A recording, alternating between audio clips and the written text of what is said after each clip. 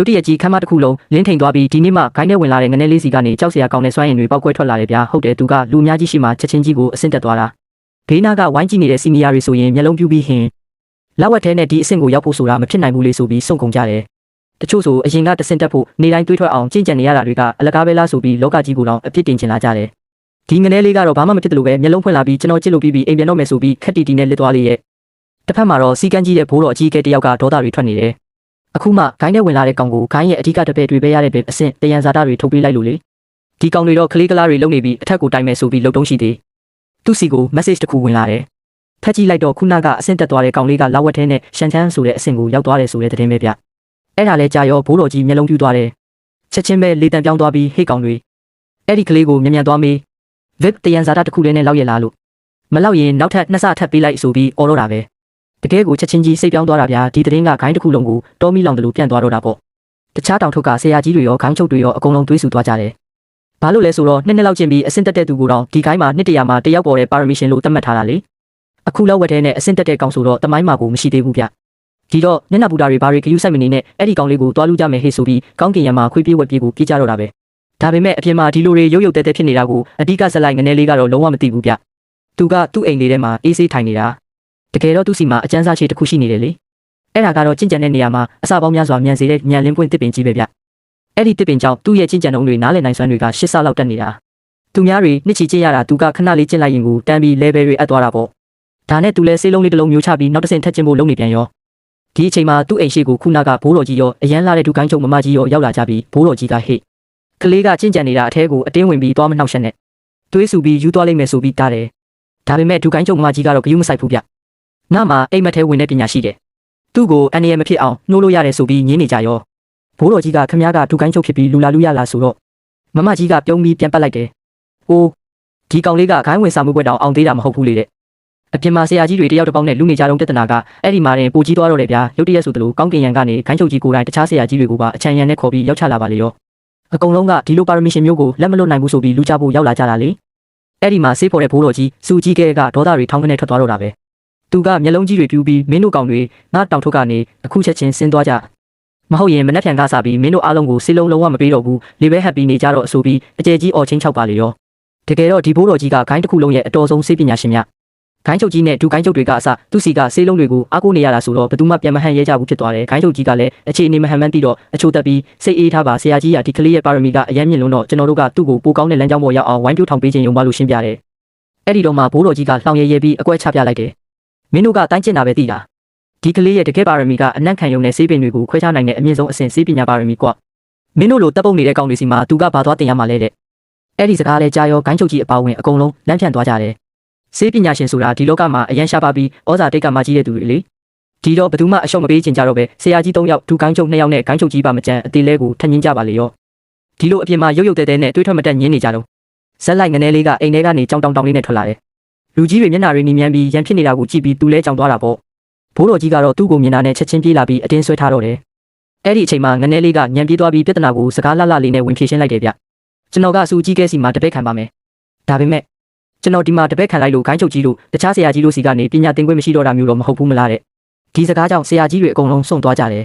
ဂိုင်းချုပ်ကြီးကသဘောကျသွားပြီးမစိုးဘူးဒါပေမဲ့ဟိုဆက်ဆက်ဒီဆက်ဆက်နဲ့တင်ပြီးဘာမှဖြစ်မလာတာမျိုးတော့အဖြစ်မခံနိုင်ဘူး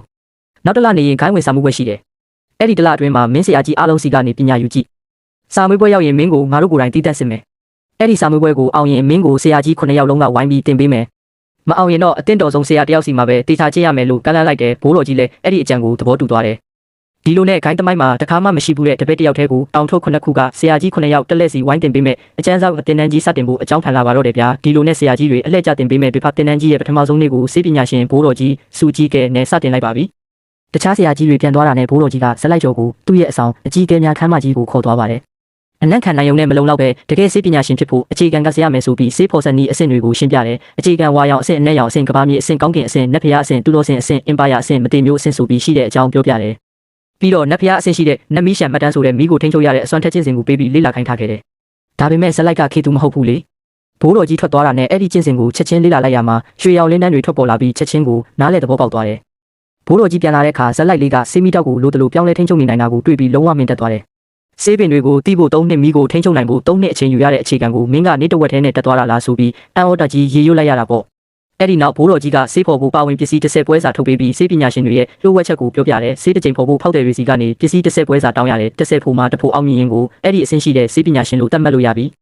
ဒီတော့ပထမတစ်ချိန်နဲ့ဆေးဖော်လို့အောင်မြင်သွားရင်ကျန်တဲ့ပစ္စည်း9ပွဲစာကဆေးဆရာအတွက်အမြတ်ပဲဒါကြောင့်ဆေးဆရာတွေကကြွယ်ဝချမ်းသာကြတာကိုဘိုးတော်ကြီးကဇက်လိုက်ကိုပထမဆုံးအကြိမ်ဆေးဖော်ကြည့်ဖို့ခိုင်းတယ်တကယ်လို့ပထမတစ်ချိန်နဲ့အောင်မြင်အောင်ဖော်နိုင်ရင်ကောင်းကင်အဆင့်ဆေးမီတောက်ကိုလက်ဆောင်ပေးမယ်လို့မလုံးပေးလိုက်တယ်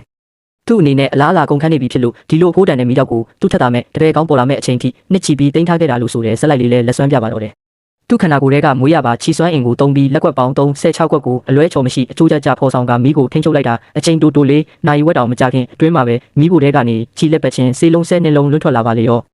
ောဒီရလက်ကိုမြင်တော့ဘိုးတော်ကြီးတယောက်ယူမတက်အံ့အောင်သွားတယ်ဘာလို့လဲဆိုတော့အဲ့ဒီအခြေခံဆေးလုံးရဲ့အများဆုံးထွက်နိုင်တဲ့ကန့်သက်ချက်အရေးအတွက်က10နှလုံးပဲရှိတာကိုအပြည့်ထွက်လာတဲ့အပြင်ဆေးလုံးတိုင်းမှာအလွန်ရှားပါတဲ့ဆေးကြောလေးချောင်းပါနေလို့ပဲ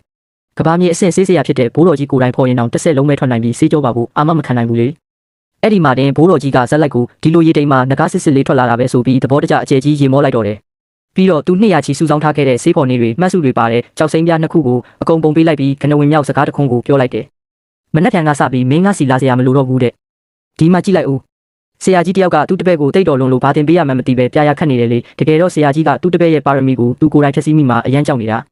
တာဒါနဲ့ပဲတပည့်ဖြစ်သူငန်းကိုမင်းလိုချင်တဲ့ဆေးပင်မှန်သမျှအကုန်ယူဟိတ်ဆိုပြီးလက်တစိပ်ပြားကြီးထုတ်ပေးလိုက်တယ်ငွေကလည်းအံ့ဩသွားပြီးကျေးဇူးတင်ကြောင်းပြောလိုက်တာပေါ့ပြီးတော့ဆရာကြီးကသူ့အတွက်အလန်းစားမီးတောက်တစ်ခုသွားယူပေးဖို့တောင်စီစဉ်ထားသေးတယ်တဲ့ဆရာကြီးကတော့သူ့ကိုကြည့်ပြီးငါဘဝကြီးပြည့်စုံသွားပြီဆိုပြီးပီတိတွေဖြားနေလေရဲ့ဒီလိုနဲ့မခက်ကသူ့ကိုပြန်လာတော့စီနီယာအကိုကြီးချူးနဲ့သွားဆုံးတယ်ချူးကပြောတယ်ဟေ့ကောင်အပြင်တကားကိုင်းကိုချီဝိုင်းရင်ဆိုတဲ့ကောင်မလေးတယောက်ရောက်လာတယ်မင်းသူကိုစောက်ရှောက်ချင်လာတယ်ငါကလည်းခေါင်းကိုက်ခံမနေဘူးဒါဆိုလဲအဲ့ဒီကောင်မလေးကိုငါအနာခေါ်ထားလိုက်ထမင်းချက်အဝိရှော်ခိုင်းလို့ရတာပေါ့ဆိုပြီးလွယ်လွယ်ပဲပြောချလိုက်တယ်တခြားလူတွေဆိုဒီလိုကောင်မလေးမျိုးကိုအလူရက်လိုချင်နေကြတာနော်ငါကတော့မိုက်မဲမဲပဲအစီကံလုပ်ဖို့ခေါ်လိုက်တာနောက်တစ်စက္ကန့်မှာပဲကောင်မလေးရောက်လာတယ်ကောင်မလေးကလည်းအရန်လိမ့်မာတာပဲအဝိရှော်ထမင်းချက်ကအစားအကုန်လုပ်ပေးပါမယ်ဆိုပြီးခေါင်းညှိရှာတယ်ငါကလည်းချက်ချင်းပဲဆေးပင်စရင်ပေးပြီးတွားယူခိုင်းလိုက်တယ်ဘလောက်တောင်အချောင်ကိုတဲ့ကောင်လဲနော်နောက်တနေ့မနေ့ရောက်တော့မိကခေါင်းချုပ်ကြီးစီကိုတန်းသွားတယ်ခိုင်းချုပ်ကြီးကလည်းဖက်ရဲ့ဆေးပေါ်စွမ်းရည်တွေကိုတီးထားပြီးသားဆိုတော့သူ့ကိုရွှေတွင်းကြီးတစ်ခုလိုသဘောကျနေတာချက်ချင်းပဲသူ့ကိုအလဲကနေရာပေးလိုက်ပြီးမင်းကိုငါတို့ခိုင်းရဲ့အမြင့်ဆုံးကျင့်စဉ်တစ်ခုဖြစ်တဲ့တိမ်တိုက်ကျင့်စဉ်အပြည့်စုံကိုပေးမယ်ဆိုပြီးပြောလိုက်တယ်အဲ့ဒီကျင့်စဉ်ကိုလည်းပေးရောဖက်ရဲ့နဖူးလေးကိုရွှေရောင်လင်းနှန်းတွေဝင်သွားတယ်ပြီးတာနဲ့သူ့ရဲ့ကျင့်ကြံမှုအမြန်လုံးကောနားလည်နိုင်စွမ်းတွေပါတစ်ဆယ်ဆတန်းတက်သွားတယ်ဖျားရည်အံ့ဖွယ်ပဲကျင့်စဉ်တွေမှန်သမျှချက်ချင်းကြီးကိုအောင်မြင်သွားတာဗျာငကိုယ်တိုင်တောင်ငါဒီလောက်တောင်ကျန်းသွားပြီလားဆိုပြီးလန့်သွားတယ်ဒါပေမဲ့ခိုင်းချုပ်ကြီးကသူ့ကိုစိုက်ကြည့်ပြီးပြောလိုက်တယ်ဒီကျင့်စဉ်ရဲ့အမြင့်ဆုံးအဆင့်က10နှစ်ဆင့်ရှိတယ်မင်းပဲထိရောက်မလဲဆိုတာကြီးကြသေးတာပေါ့တဲ့ဆရာကြီးချက်ကျွင်းရန်ကကဲအားလုံးစတင်ကြင်ကြတော့ဆိုပြီးခွင့်ပြုလိုက်ပါတယ်ဒါပေမဲ့နေ့တစ်ဝက်လောက်အချိန်ကုန်သွားတဲ့အထိငါကဘာလှုပ်ရှားမှုမှမရှိပဲကြောက်ရွံ့ကြီးလိုငြိမ်နေတယ်အဲ့ဒါကိုကြည့်ပြီးဆရာကြီးကစိတ်ပြတ်သွားကဟိုက်ဒီတိတ်တိုက်ကျင့်စဉ်ကသူ့ခန္ဓာကိုယ်နဲ့မကိုက်ညီဘူးထင်တယ်လို့တွေးလိုက်တယ်ဘေးကစီနီယာအမတ်တော်ကလည်းသူ့ပါရမီကအမခန်းပါပဲဒီကျင့်စဉ်မရရင်တခြားကျင့်စဉ်ပြောင်းရွှေ့ခိုင်းလိုက်ပါလားလို့ဝင်ပြောပါတယ်အဲ့ဒီအချိန်မှာပဲမထင်မှတ်ထားတဲ့အရာတစ်ခုဖြစ်လာတယ်ရုတ်တရက်ကြီးခမ်းမတဲ့ကဝိညာဉ်စွမ်းရည်တွေအကုန်လုံးစီကိုယူသွနေတဲ့အလားအလူရက်စီးဝင်သွားပါလေရောအဲ့ဒီနောက်ကြီးရဲ့ခေါင်းပေါ်မှာတိမ်တိုက်နှန်းဆောင်ပုံရိပ်တွေတစ်ထပ်ပြီးတစ်ထပ်ပေါ်လာတယ်တစ်ထပ်နှစ်ထပ်သုံးထပ်ကနေစပြီးမျက်စိတမိတ်တွင်းမှာပဲအမြင့်ဆုံးဖြစ်တဲ့10နှစ်ထပ်အထိကိုတန်းရောက်သွားတယ်ရွှေရောင်လင်းနှန်းတွေဖြာထွက်လာပြီးတခန်းလုံးကိုလင်းထိန်သွားစေပါတယ်ဆရာကြီးဆိုမျက်လုံးပြူပြီးပါဇက်အဟောင်းသားဖြစ်သွားတယ်သူကသူကျင့်တာနှိမ့်နေတာမဟုတ်ဘူးပထမအဆင့်ကိုပြည့်စုံအောင်တခါတည်းအားထုတ်နေတာကိုဒါပေမဲ့10နှစ်ဆင့်လုံးကိုနေ့တစ်ဝက်ထဲနဲ့အောင်မြင်သွားတာတော့လွန်လွန်းနေပြီဆိုပြီးသူ့မျက်စိသူတော်မယုံနိုင်လို့မျက်လုံးကိုအကြိမ်ကြိမ်ပုတ်ကြည့်ရတယ်အတွင်းတကားကိုင်းကဆရာကြီးတွေတောင်200ချီအချိန်ယူရတဲ့ဟာကိုဒီကောင်လေးကနေ့တစ်ဝက်ထဲနဲ့လှုပ်ချလိုက်တာငါအိမ်မက်မက်နေတာလားလို့တောင်ရေရွတ်လိုက်မိတယ်အဲ့ဒီလိုအံ့ဩနေတော့မှပဲကောင်းကင်ရန်ကတွန့်လင်ကွဲအပ်သွားပြီးခရမ်းရောင်ဝတ်စုံနဲ့အတွင်းတကားကိုင်းကအကြီးအကဲတယောက်ရောက်ချလာတယ်